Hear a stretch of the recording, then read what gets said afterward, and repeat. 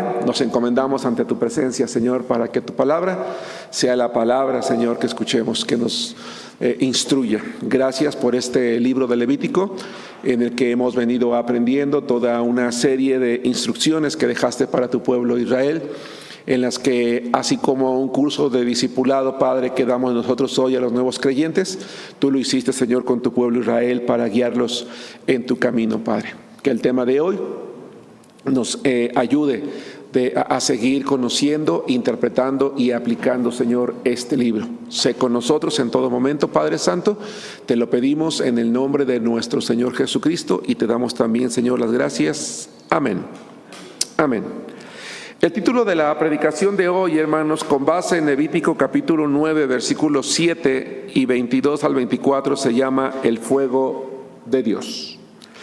Hemos venido analizando de manera general cómo el pueblo de Israel se vino preparando para ser un pueblo que adorara a Jehová, que adorara al Señor, con el propósito de que el pueblo pudiera hacerlo de manera correcta, de manera adecuada. Recibió una serie de leyes, una serie de instrucciones, y también recibió la orden de parte de Dios de que una tribu se dedicara particular y específicamente a servir de intermediarios entre ellos y su pueblo, básicamente lo que tiene que ver con la enseñanza. En el tema anterior aprendimos cómo Moisés consagra a Aarón y consagra a todos los sacerdotes, o en los temas anteriores, en este caso, hermanos, para poder servirle. Moisés es el que lleva a cabo la orden de parte de Dios como líder del pueblo, pero él no iba a ejercer como tal la función de sacerdote, sino su hermano Aarón y todos sus hijos, todos sus descendientes. Una vez que él consagra a esta familia, hermanos, esta familia está lista para ofrecer sus primeros sacrificios, y es de lo que vamos a hablar hoy. Levítico capítulo 9, versículo 7, la palabra de Dios, hermanos, dice así: Y dijo Moisés a Aarón: acércate al altar y haz tu expiación y tu holocausto, y haz la reconciliación por ti y por el pueblo. Haz también la ofrenda del pueblo y haz la reconciliación por ellos, como ha mandado Jehová.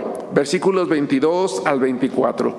Después alzó Aarón sus manos hacia el pueblo y lo bendijo. Y después de hacer expiación, el holocausto y el sacrificio de paz, descendió. Y entraron Moisés y Aarón en el tabernáculo de reunión, y salieron y bendijeron al pueblo, y la gloria de Jehová se apareció a todo el pueblo. Y salió fuego de delante de Jehová y consumió el holocausto con las grosuras sobre el altar, y viéndolo todo el pueblo, alabaron y se postraron sobre sus rostros. Hermanos, quiero que pensemos primero que nada, hermanos, en lo siguiente. La palabra de Dios dice que que Moisés unge el tabernáculo con aceite como símbolo de la presencia de Dios en ese lugar. Después va a ungir a Aarón y va a ungir a todos los sacerdotes como símbolo de que sobre ellos estaba el Espíritu Santo. Pero hay algo que no mencioné en ese tema cuando lo estudiamos, y es el hecho de que una vez que Aarón y sus hijos fueron consagrados al Señor, y en cuya cabeza se derramó el aceite de la unción que simbolizaba al Espíritu Santo, es que ellos se tenían que quedar durante 7 días encerrados en el tabernáculo. Eso no lo mencioné en el tema cuando estudiamos esto, aunque la Biblia lo decía, y lo hice con un propósito: era llegar al tema del día de hoy. ¿Por qué la primera vez que ellos fueron ungidos con el aceite que simbolizaba el Espíritu Santo, ellos se tenían que quedar dentro del tabernáculo? Bueno, ellos se quedaron durante 7 días como símbolo de lo perfecto, de lo completo. Ellos iban a servir a un Dios que es perfecto, a un Dios que lo es todo, y el servicio de ellos tenía que ser un servicio perfecto, un servicio pleno, un servicio completo. Pero también como símbolo de que una vez que ellos salieran del tabernáculo, ellos iban a empezar una vida nueva. Ya no iban a ser los hombres comunes del pueblo. Ya no iban a ser simplemente los miembros de la tribu de Leví. No, ahora iban a empezar una nueva vida porque iban a empezar a servir al Señor. La comunión que iba a haber entre ellos individualmente como sacerdotes y el sumo sacerdote Aarón implicaba que una vez que ellos salieran iban a empezar una vida nueva, una vida diferente en la cual se iban a consagrar a Dios sirviéndole. Más adelante vamos a aprender, como todos los que iniciamos una vida en Cristo, también tenemos que empezar una vida nueva. Pero entonces ellos están listos para vivir esa vida nueva. Pero hay un tercer detalle también, y es el hecho de que Moisés recibió de parte de Dios una serie de instrucciones para preparar el aceite, para preparar el tabernáculo, para ungirlo, para ofrecer todos los sacrificios. Una serie de instrucciones en cuanto a las vestimentas, en cuanto al color, en cuanto a la forma, en cuanto al urim, el tumim, en cuanto al pectoral, todo lo que tenía que ver, cada detalle, tanto Moisés como Aarón lo obedecieron al pie de la letra. Y en señal, hermanos, de parte de Dios, de que Él se agradaba de que ellos habían obedecido, hermanos, al pie de la letra, Dios reaccionó. Eso es interesante. En señal a que ellos obedecieron al pie de la letra, al punto de que estaban listos para empezar una vida nueva, Dios reaccionó a la obediencia de ellos en llevar a cabo cada uno de los detalles. Y la manera en la que como Dios reaccionó, hermanos, fue una manera extraordinaria. Muy pocas veces a través de la historia del pueblo, muy pocas veces Dios reaccionó de esa manera. Porque cuando nosotros, hermanos, sean mujeres las hermanas u hombres los varones, nos proponemos empezar una nueva vida en Cristo y estamos dispuestos a llevar a cabo en nuestra vida, a la práctica, cada uno de los detalles que la Biblia, la palabra de Dios ofrece, Dios va a reaccionar hacia nosotros con base en el cuidado que pongamos en los detalles que Él nos tiene para su palabra. Es decir, yo como hijo de Dios, dispuesto a obedecer a Dios, yo no le voy a decir a Dios: Señor, esto sí me gusta, pero esto no. Tú dices que yo lo haga de esta manera, pero ¿qué te parece si yo lo hago de esta otra?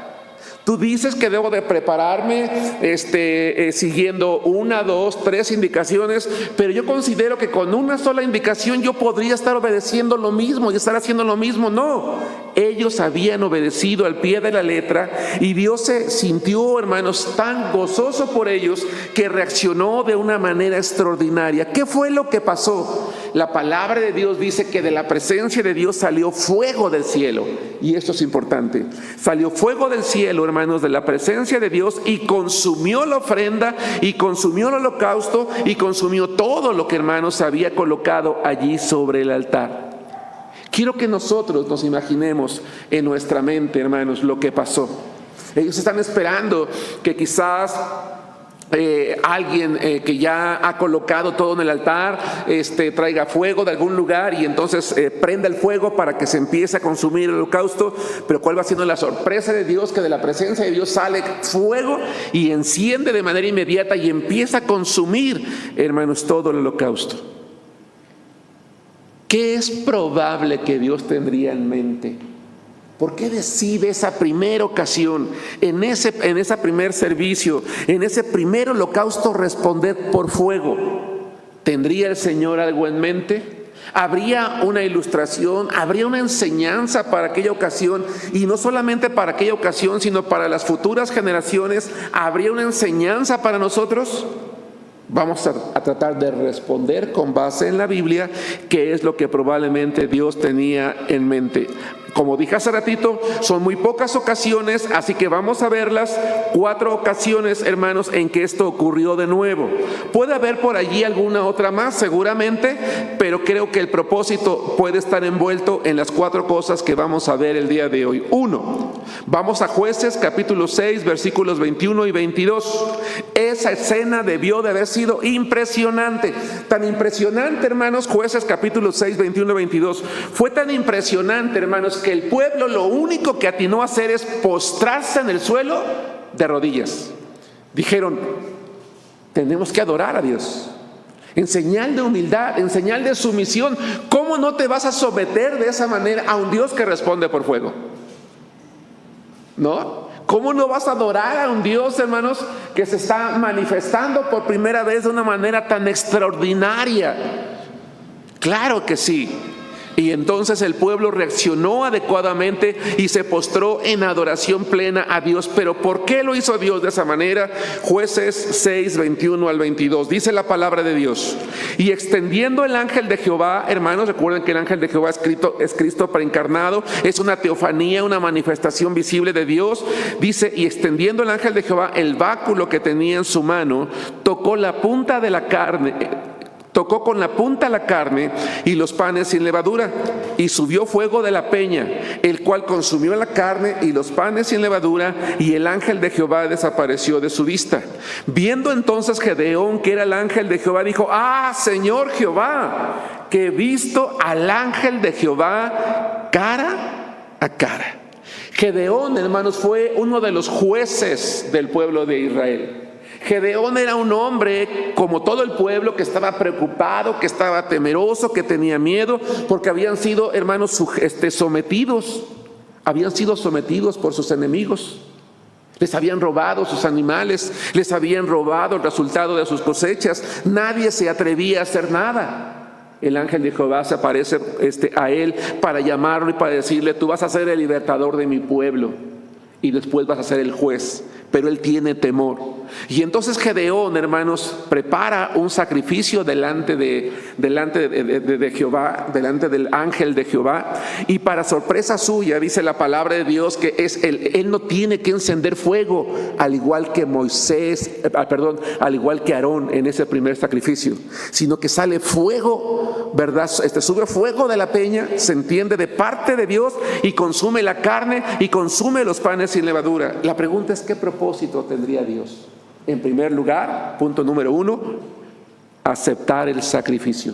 El Señor se manifestaba por fuego como una señal de aceptación. Dice: este sacrificio yo lo acepto y lo recibo de tal manera porque proviene de un corazón que quiere hacerlo, que quiere confiar en mí, que yo le voy a demostrar cuál es mi poder. Y en el caso de Gedeón, hermanos, que tenía miedo, no solamente era símbolo de aceptación, sino demostración de la presencia de Dios.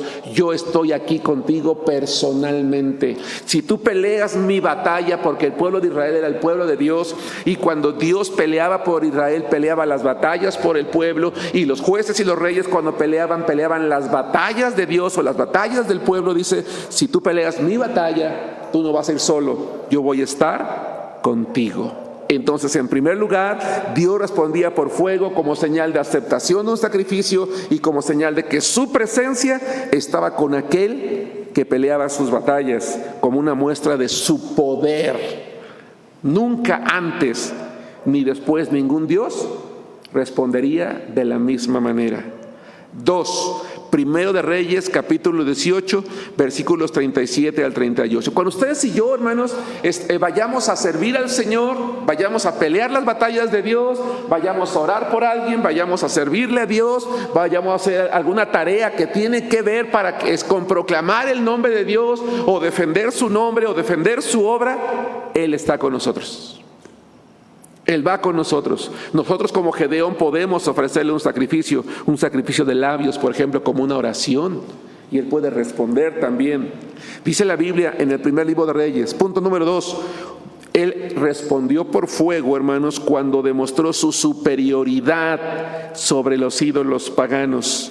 Dice primero de Reyes 18, 37 y 38. Respóndeme, Jehová, clamó Elías, hermanos, respóndeme, para que conozca este pueblo que tú, oh Jehová, eres el Dios, y que tú vuelvas a ti el corazón de ellos. Entonces cayó fuego de Jehová y consumió el holocausto, la leña, las piedras y el polvo, y aún lamió el agua que estaba en la zanja. Hermanos, cientos de profetas de Baal, durante varias horas, después de preparar un holocausto, le gritaban a su Dios que respondiera, ¿verdad? Danzaban, brincaban, gritaban, le sacaron sus cuchillos, se hacían cortaduras en el cuerpo, derramaban ellos su sangre, pidiéndole a su Dios que respondiera, y ellos clamaban y clamaban y clamaban, y nada ocurrió.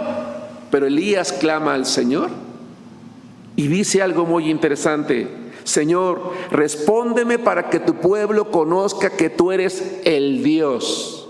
A ver, aquí hay algo muy importante. ¿Qué significa eso de que tú eres el Dios? Pregunto. Que no era uno más no era un Dios de los muchos, sino que era el único. Tú no eres un Dios como muchos. Tú eres el Dios. Es como cuando Jesús dice: yo soy el camino. Él no es un camino, Él es el camino, el único camino. Dice Elías: yo quiero que este pueblo entienda que no hay otro Dios. Quemos no es Dios, Astarot no es Dios, Baal no es Dios, ningún otro Dios. Tú eres Dios. Y Señor, tú respondes de una manera tan grande que hoy la gente se regrese hacia ti en su corazón. Y la manera en la que respondió Jehová, hermanos, fue con un fuego tan grande, entiéndase, tan poderoso, que de una sola vez consume todo, literalmente todo. Yo no sé qué, hermanos, se necesite para consumir las piedras al instante, pero sí debe de ser un fuego impresionante. Y cuando dice lamió, yo me imagino que todo desapareció. Se habrá hecho una zanja en el momento, porque todo quedó hecho polvo y ceniza, porque esa era la muestra del poder de Dios. Y así como en el caso, hermanos, de Aarón, cuando sacrificó por primera vez, el pueblo se postró.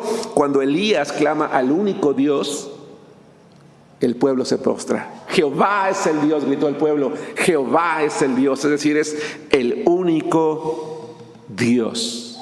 El libro de Levítico es un libro que nos llama a adorar al único Dios, al único que responde, al único que atiende a las oraciones, porque es el único que existe. Por eso Él es digno de que cualquier detalle que Él nos mande, cualquier mandamiento que Él nos ordene, nosotros le hagamos caso. Así que si Él dice que es 1, 2 y 3, yo no lo voy a resumir en 1.5, sino en 3 exactamente. 3. Primero de Crónicas, capítulo 21, versículos 25 y 26. Él demostró, hermanos, la aceptación del sacrificio a Gedeón y le demostró su presencia. Le demostró a Elías la superioridad sobre los ídolos paganos. 3. Demostró que aceptaba el sacrificio para detener el castigo también. Dice primero de Crónicas 21, 25 y 26. Incluso me atrevería a decir, Él respondió a través del fuego para demostrar que el poder proviene de Él. A ver, ¿por qué? Primero de Crónicas 21, 25 al 26.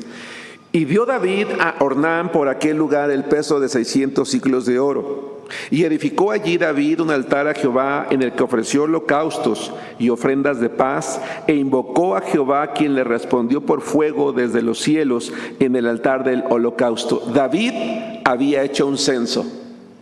¿Alguien se acuerda qué pasó con ese censo? ¿Y cuál era probablemente el propósito de David al hacer ese censo? ¿Alguien lo recuerda? Él era el rey. Dios le había dado la victoria en todas las batallas. Pero llega un momento en el que David quiere hacer un censo.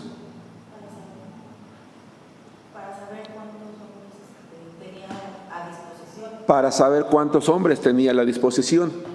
Pero ¿por qué su general se opuso a terminar ese censo? ¿Qué había detrás de ese censo, de esa intención? Tal vez confiar en el recurso humano. Así es. Hubo un momento en el que David dice: yo soy un rey vencedor porque tengo un ejército fuerte, porque tengo un ejército numeroso. Se le olvidó algo, que Dios es el que da la victoria, que las batallas son ganadas por la presencia de Dios. En ese momento su general fue más sabio que él. Dice: no lo hagas, no lo hagas. Pero él se empecinó tanto que le ordenó a este hombre, ¿verdad?, que hiciera eso. Y Jehová, hermanos, trajo como castigo la muerte de muchos y tuvo que detenerse, y David tuvo que ir y ponerse delante del Señor, y entonces se arrepiente, hermanos, y ofrece un holocausto. El Señor le responde por fuego para decirle: ¡hey, que no se te olvide! Yo soy el Dios, y lo que tú tienes yo te lo di, y las victorias yo las gané, son mías, no tuyas. No olvides de quién es el poder verdadero. 4, segundo de Crónicas 7:1. Así que, hermanos amados, cada que nosotros tengamos una victoria, ¿a quién tenemos que darle la gloria? A Dios. Sí, no está mal, hermanos, no está mal reconocer nuestro esfuerzo. No está mal reconocer que estudio, que me quemo las pestañas, que salgo muy temprano, que cierro tarde el negocio, que lo abro temprano, que trabajo todos los días. No está mal eso. Lo que no es correcto es decir: es porque soy muy diligente, es porque soy muy estudioso, no, Señor, gracias porque me das la fuerza para ser diligente, porque me das la sabiduría para ser aplicado, porque me das la inteligencia para invertir, para lo que ustedes y yo querramos. Gracias, Dios. Y de esa manera Dios va a bendecir más. 4, como aceptación de un lugar consagrado. Entonces, para detener el castigo, Él aceptó el sacrificio.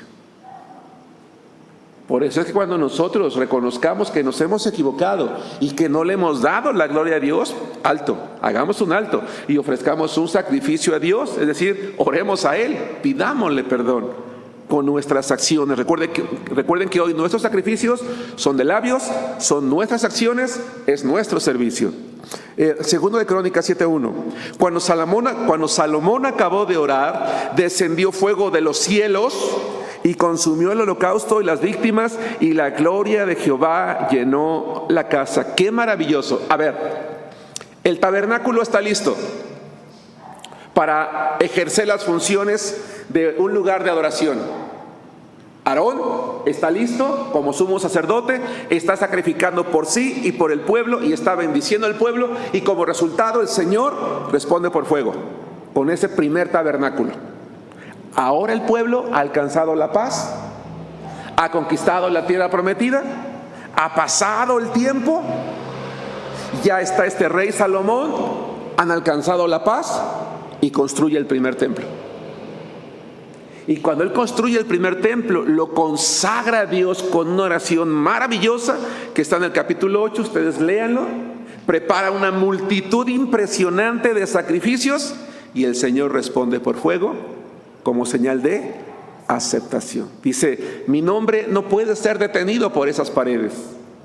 Es tan magnífico que un lugar no lo va a encerrar, pero acepta que haya un lugar consagrado para Él y responde por fuego. Ahora bien, Salomón no levantó cualquier lugar, levantó un templo bellísimo, porque quería que fuera un lugar digno de adoración a Dios. Antiguamente se creía que entre más majestuoso fuera un templo, más grande era el Dios que allí se adoraba. Por eso es que si nosotros investigamos en la historia universal, a la mayoría de los dioses se les construía templos muy grandes. Se utilizaban materiales muy costosos, e incluso se solía construir sobre la cúspide de alguna montaña para que estuviera a la vista de todos y todo el mundo pudiera recordar que su Dios estaba entre ellos. Insisto, entre más grande y más majestuoso, significaba que el Dios que adoraba ese pueblo era un Dios que se tenía que temer, porque era un Dios grande. Si bien es cierto, hoy nosotros, el templo es un lugar que no necesitaríamos porque nosotros somos el templo de Dios, lo vimos ya también en otra predicación. Eso no significa que no tenemos que darle importancia a los lugares que consagramos para Dios.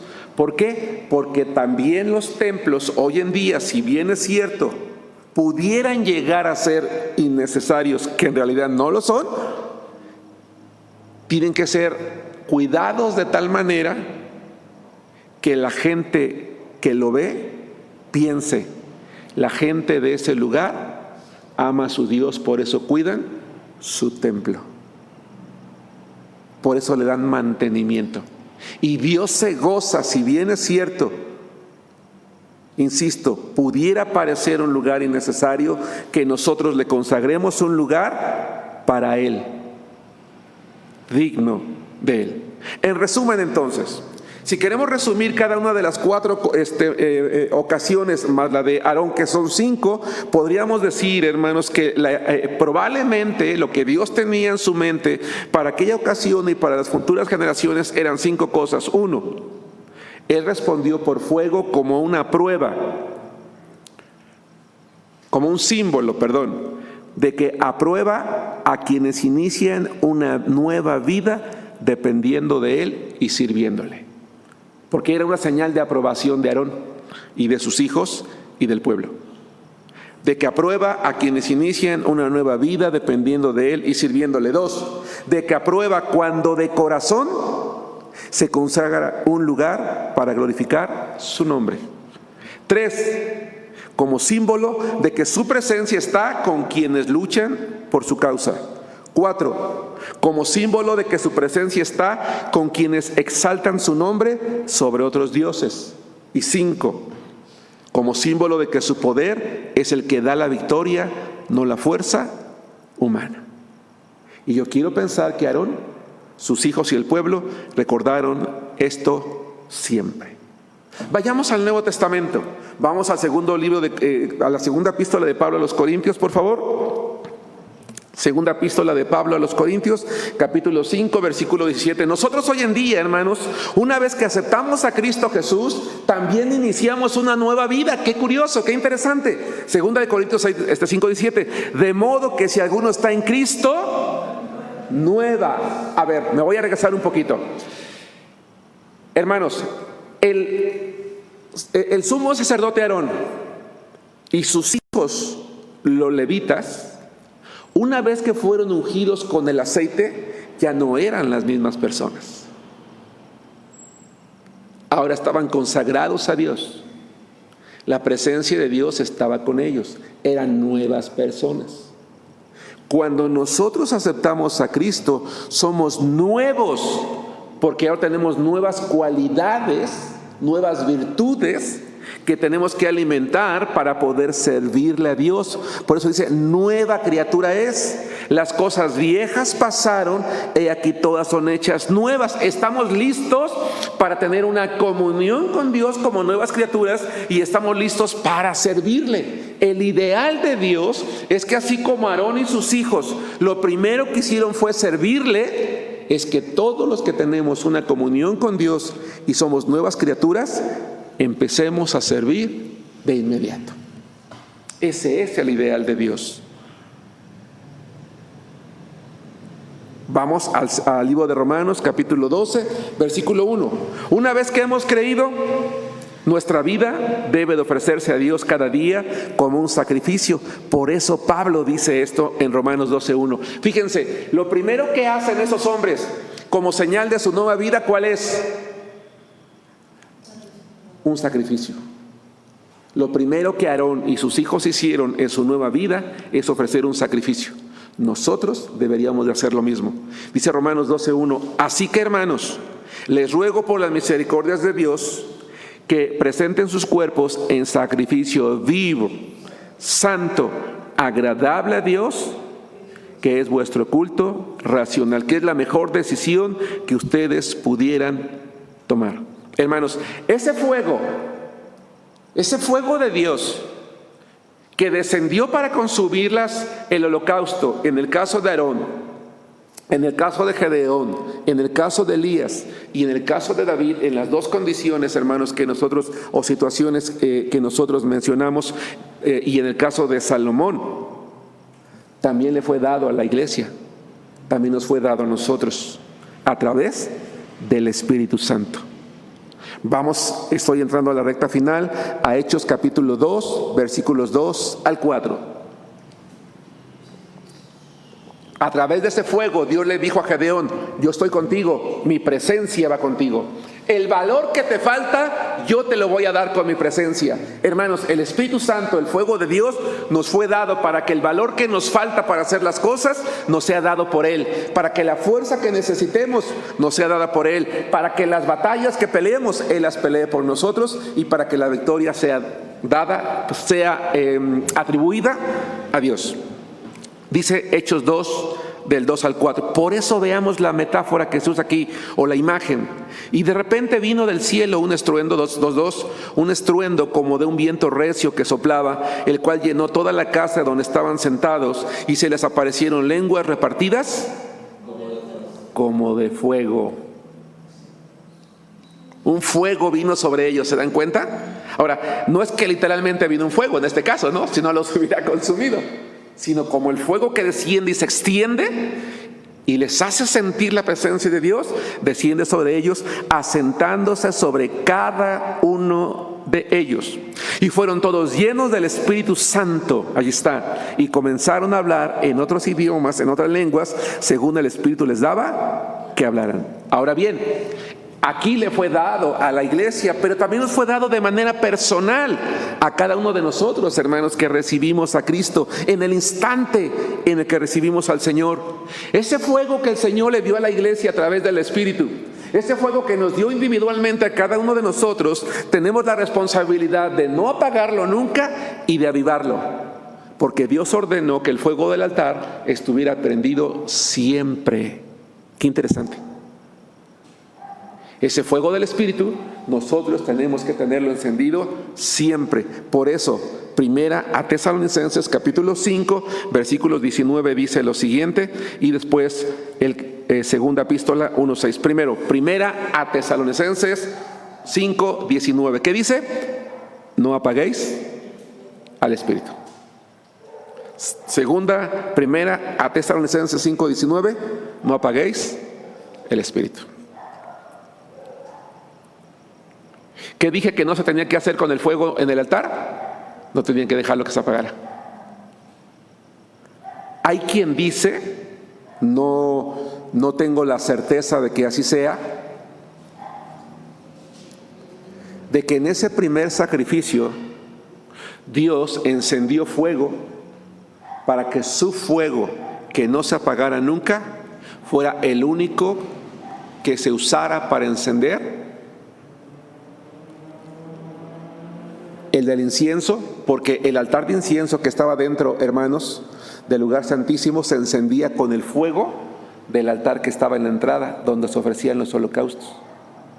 Si se mantenía encendido siempre, era un recordatorio de: este fuego no lo dio el Señor, fue el fuego de Dios.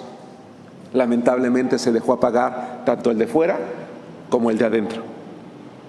Por eso nosotros, como hijos de Dios, tenemos la responsabilidad de no apagar al Espíritu. Y entiéndase que no significa que nos deshacemos de Él, sino ese deseo, ese anhelo, esa intención de depender de Él. Por eso somos exhortados, con eso termino, en 2 Tesalonicenses, 2 Timoteo 1:6.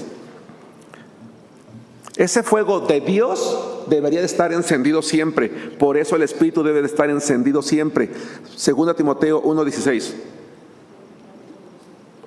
Por lo cual te aconsejo que avives el fuego del don de Dios que está en ti por la imposición de mis manos. ¡Ey! Es que como que ya no me siento con el mismo ánimo, como que se me están pasando las ganas, como que ya no me gusta servir como antes, como que ya mejor me voy a tomar un descanso. No.